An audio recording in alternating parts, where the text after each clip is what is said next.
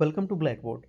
आज के अपने इस वीडियो में हम डिस्कस करने वाले हैं दो फाइटर एयरक्राफ्ट के बारे में। एक इंडिया का फ्यूचरिस्टिक प्रोजेक्ट एएमसी है, जिसका फुल फॉर्म होता है एडवांस मीडियम कॉम्बैट एयरक्राफ्ट, और दूसरा होगा चाइना का J-20, जो कि फिफ्थ जनरेशन का फाइटर एयरक्राफ्ट है और चाइना इसको एक्सटेंसिवली अपने फोर्सेज में यूज करता है। मतलब एक फ्यूचर प्रोजेक्ट है और एक अभी करंट में सर्व कर रहा है चाइनीज मिलिट्री को।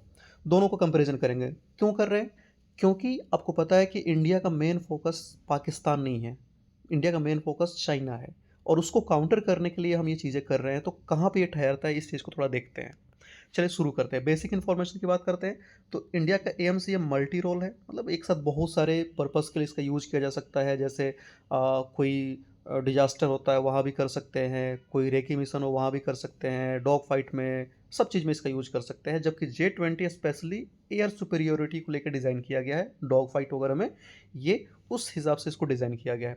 फिफ्थ जनरेशन एएमसी है, जबकि J-20 भी फिफ्थ जनरेशन फाइटर एयरक्राफ्ट की फर्स्ट फ्लाइट एक्सपेक्टेड है एएमसीए का 2025 में, एक्सपेक्टेड है ये। जबकि J-20 का फर्स्ट फ्लाइट 2011 में हो चुका है। अगर इंडक्शन की बात करते हैं तो एएमसीए इंडियन फोर्सेस को 2032 में उसको इंडक्ट कर पाएंगे, जबकि 17 से ही चाइनीज मिलिट्री को J-20 सर्व कर रहा है। प्राइस की बात करते हैं मोटामोटी $100 मिलियन के आसपास में दोनों की बताई जाती है। परफॉर्मेंस की बात करते हैं, स्पीड J-20 का 2 मैक है, जबकि जो एएमसीए का है वो 2.2 मैक तक की बताई जाती है। स्पीड थोड़ा सा बेहतर दिया गया है एएमसीए को। रेंज की बात करते हैं 3000 किलोमीटर एएमसीए, जबकि 3500 किलोमीटर है J-20 का। थोड़ा बहुत आपको यहाँ सिमिलैरिटी नज़र आती है। सुपर क्रूज एक्सपेक्टेड है एएमसीए में, होना ही है, जबकि J-20 में लिमिटेड है लेकिन सुपर क्रूज है, मतलब विदाउट आफ्टर बर्नर ये बहुत तेज़ स्पीड से जा सकते हैं। टेक ऑफ वेट जब जहाँ एएमसी एक 25,000 किलोग्राम है, जबकि J-20 का 37,000 किलोग्राम है। अब ऐसा क्यों होता है?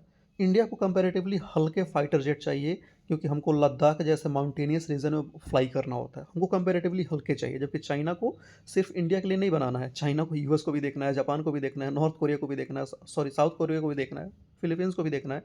तो उससे भारी भरकम भी फाइटर एयरक्राफ्ट की ज़रूरत है, जो कि हमें उतना नहीं है।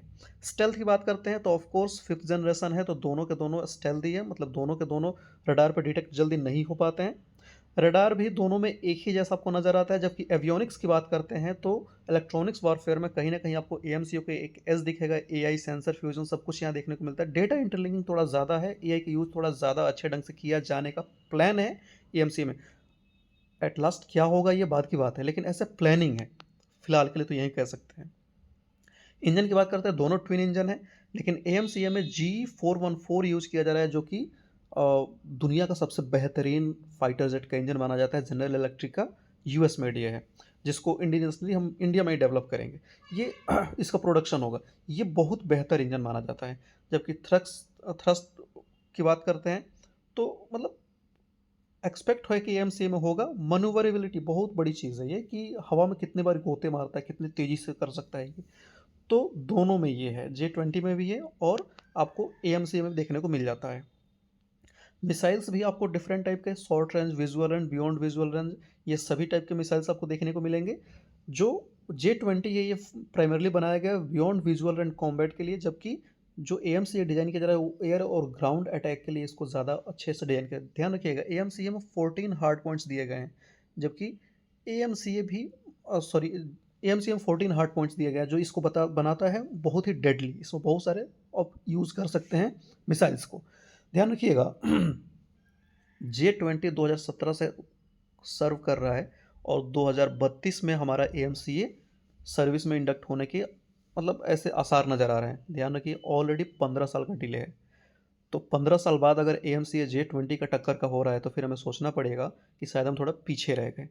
15 साल बाद अगर बना रहे हैं तो J-20 से बेहतर हमको बनाना चाहिए, और ऐसा एचएएल ने बताया है कि हम इसको फिफ्थ जनरेशन नहीं, इसको हम सिक्स जनरेशन की तरफ शिफ्ट करने की कोशिश कर रहे हैं। अगर सिक्स बना पाते हैं 15 साल टाइम लेके, 32 तक ही बना पाते हैं, तो ये अपने लिए एक अच्छा चॉइस हो सकता है।